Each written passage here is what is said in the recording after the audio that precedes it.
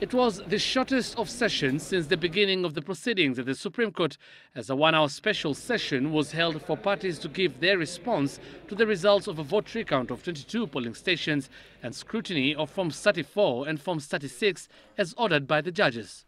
With the general report of the re-tallying exercise indicating that Forms 34 were missing in 10 of the 22 constituencies, while discrepancies were also found in Forms 36 in 75 constituencies, petitioners Raila Odinga and AFRICOG had a good set ground. You cannot rely on the results as provided by IEBC.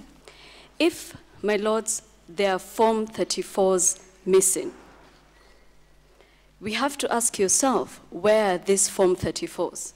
And what is the result of those missing Form 34s? But IEBC argued that none of the forms were missing and there actually were no discrepancies, even in instances where there were 2 Forms 36 in one constituency. So the returning officers brought provisional Form 36s, and some of them had made errors in those ones. In discharge of its duty under Article 138, the first respondent retallied, but instead of just giving the court the final one that was used to declare, we also brought the initial one that had an error, so that your lordships could be able to see what error had these people picked up. This report confirms that the returning officer of the presidential elections made a decision without completing the tally of the results from the polling stations. Lawyers for President-elect Uhuru Kenyatta and his deputy William Ruto said they were furnished with all the Forms 34 and thus there was no discrepancy, and went further to say the whole election process had a high degree of accuracy.